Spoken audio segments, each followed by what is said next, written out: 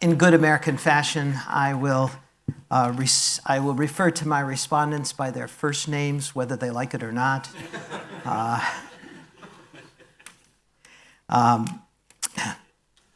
It also saves me the humiliation of trying to pronounce all of these Dutch names and making a fool of myself. So, well, first, Arco did a marvelous job of concluding his paper with a few succinct questions that made it really easy for me. And he even gave me his papers so I could actually read them again to remind you. And if you recall, Arco especially spoke about the Acts of the Apostles and the comparison with Philo of Alexandria and the categories of proselyte and God-fearer. And the questions were, to what extent, the first question, what extent do you think that what you call the single but twofold people of God matches with the ecclesiology of the New Testament and especially of Luke Acts? Those of you who've read my book, Jerusalem Crucified, know that the whole book is an interpretation of Luke and Acts. And in many ways, the basic ecclesiological paradigm is really rooted there. It's really rooted in Acts in particular. So the focus that Arco gave to Acts is very congenial to my own perspective. I think that I believe it's consistent with the rest of the New Testament, and it's more strongly present or obvious and manifest in some places rather than others.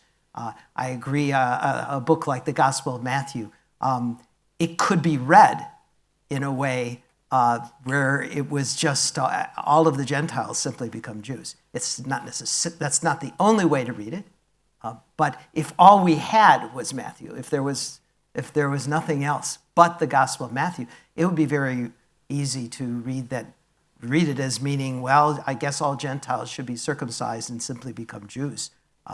And so it's when we get Luke and Acts and Paul attached with Matthew, we can then read Matthew in a somewhat a broader sense. I also think that the Pauline writings can fit into this context. I think if all we had was Paul, we might be able to come up with bilateral ecclesiology, but it might be a bit of a stretch. But when we read Paul in relationship to the book of Acts, I think the Pauline writings fit very, very nicely, but with a great stress on the church from the nations as the main avenue for his vocation to be realized. Secondly, to what extent is it useful to speak about Gentile Christians as proselytes, given that you also acknowledge the rabbinic tradition, which has a very different conception of proselytes? And here I think that while we can find first century texts like Philo that give us at least a possible historical background to what's going on in Acts, the fact that it's rather isolated, and we don't even have a lot of testimony from the Hellenistic texts that demonstrate for sure that this notion of proselyte is the background of Acts. That, given with the fact that it didn't carry on within the life of Judaism, this particular understanding of proselyte, I'm not so sure. I think it's tantalizing from a historical perspective and worth looking at, but not. I don't know that it can be of great help to us right now. I see that the picture you gave there of the the apostolic decree and the understanding of the apostolic decree in relationship to Leviticus 17 and 18 is really critical here. The Leviticus 17 and 18, if you look at them, what they include material that applies to the strangers who dwell in your midst, the gerim, and so a later tradition developed of rules applying to the ger toshav, those who dwell in the midst of Israel, but who do not become a full proselyte or a full convert to Judaism. And so the idea that that's the underlying model, I think, makes a great deal of sense. And in contrast to the Noahide laws are universal. And so they apply to in Jewish tradition to every Gentile wherever they are. It doesn't imply any relationship to Israel. Whereas the laws of the Gerim are speaking to those who don't become Israel. They don't become Jews, at least. But they're entering right into the midst of Israel. They're dwelling right within the midst of Israel, and they're entering in, therefore, in a sense, sharing in the holiness of Israel. And it's particularly this notion of holiness which suddenly enters in when you're dealing with Leviticus 17 and 18.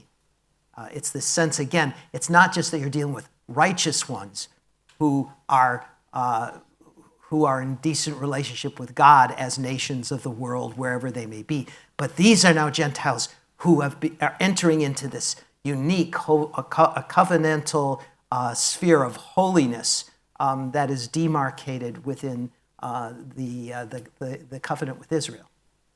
And so I find those categories to be the most fruitful ones.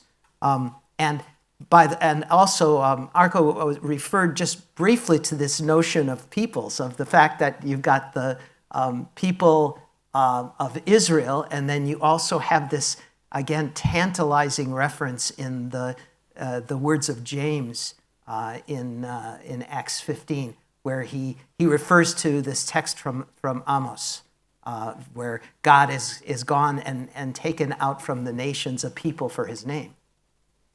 And it's as if now the one people of God is now like a union of these two peoples who've been brought together. So this is, I think, also fundamental for any understanding of bilateral ecclesiology.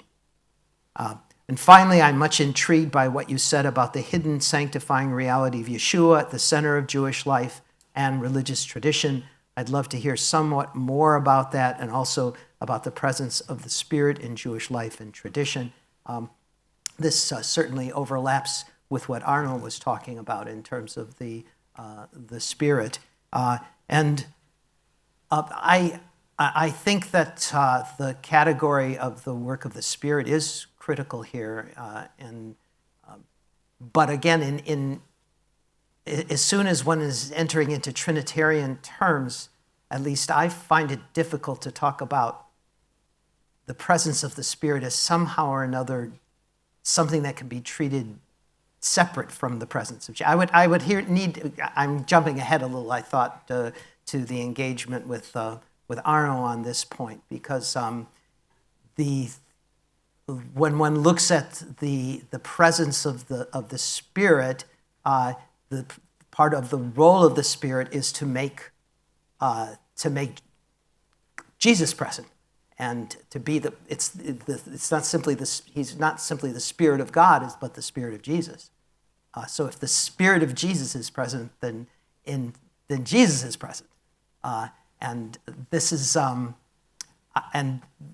I think just really a central point, because it is the case that there are many Christians who would be willing to say, well, when Jews pray, God will answer their prayers. God does dwell in the midst of Israel. But then to say, not be able to go and say, but Jesus is not there, or Jesus is not at the heart of this reality. And I don't understand exactly how to make those kinds of distinctions. If Jesus is the incarnate Word of God, the second person, the embodiment of the second person of the Trinity. But I think that the points that Arno is making are nonetheless critical, because there is this more dynamic way of understanding the presence of the Spirit, which is also, I think, the way that we should be also envisioning the presence of Jesus in this more dynamic way rather than static way. To also clarify, I'm not so much trying to say that every Jew, simply by virtue of being a Jew, is automatically brought into a space of having received the saving work of Yeshua, and to have that be fully applied and appropriated in their life. What I'm saying is something that perhaps relates to my own understanding of the work of Jesus and the Spirit in the church, and where perhaps my I must admit I'm not a good Reformed Christian, or I'm not a good Protestant. I don't know that I'm a good Catholic either, but I'm a Messianic Jew, so that my way of looking at all of these things is sort of somewhat outside of all of these traditional lines, although I've learned an enormous amount from all of those traditions.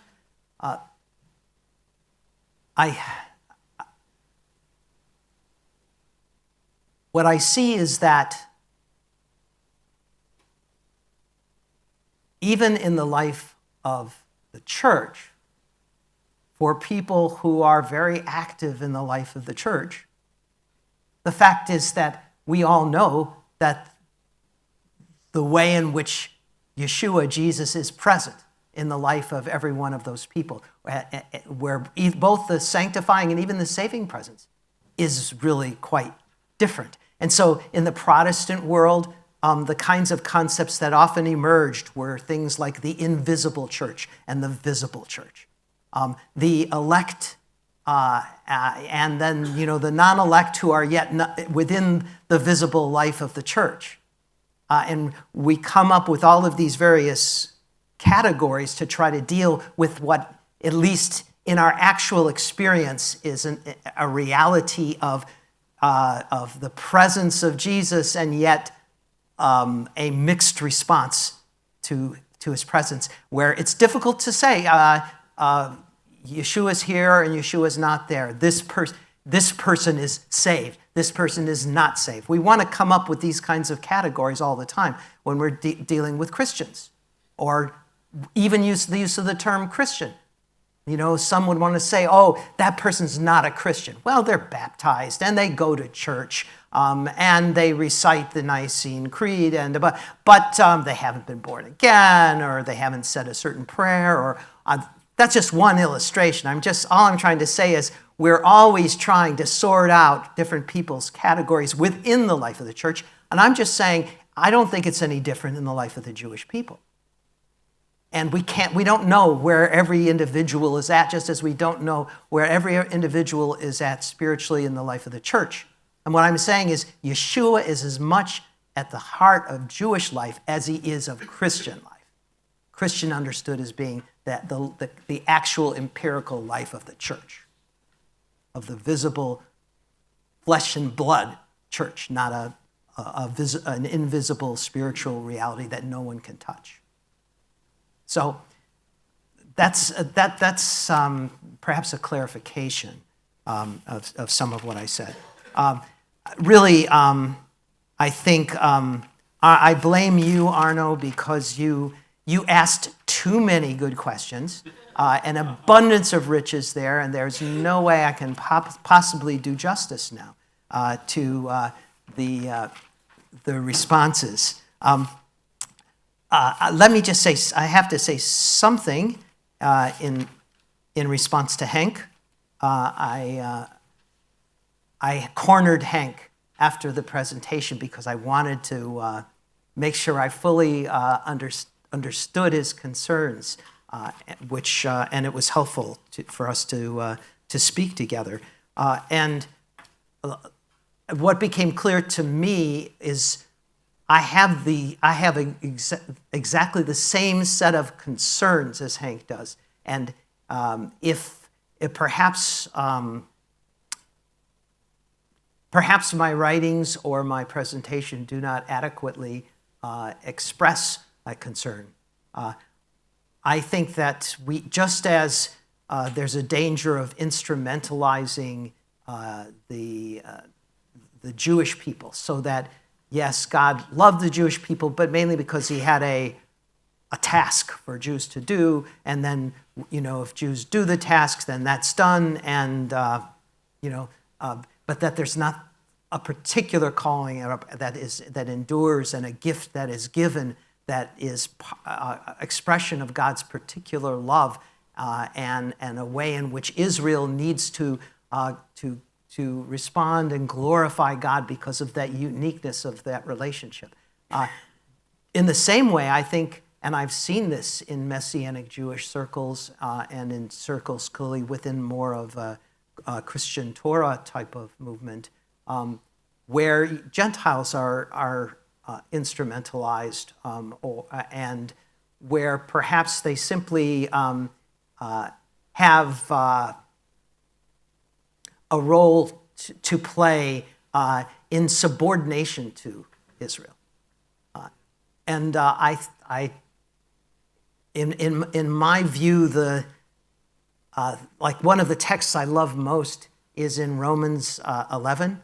At the very end of Romans 11, when Paul is marveling at the mysterious works of God, and where he says, that he's marveling particularly at the mysterious providential work in history, and how God uses the ignorance and the sin of each side to bring to humble and to bless the other, in the existence of the Jewish people and the existence of Gentiles. It's the same thing in an odd but appropriate way, which is here. There's some sense in which the very act of failing to obey becomes a way that each side, even in their failures, ends up becoming in the long run, a blessing to the other, in the purposes of God. And so the nations of the earth are given gifts that I think in the prophets get referred to, and in the book of Revelation more as like the wealth, like when there's a reference to the wealth of the nations being brought to Zion. And my understanding of that are the gifts that God gives to every nation and every culture that's unique, that when that culture comes into right order with the God of Israel, that those unique gifts get expressed, and a treasure then gets brought that gets joined with the gifts of Israel as an offering of worship and of glory to God. And so if in any way that message wasn't adequately expressed by what I presented, hopefully those words can supplement. Okay, well, that's about it. But let me just see, maybe in the last 60 seconds, if there's anything else. No, actually, I'm pretty sure we started at 5 minutes too. So, but if you want me to keep talking,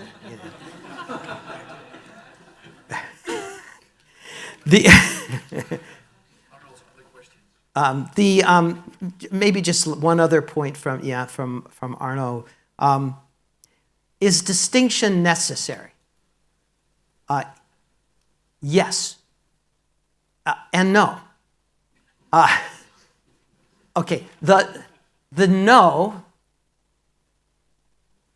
the yes, as I understand it, applies to the Jewish people and the ecclesia ex circumcisione as a corporate reality.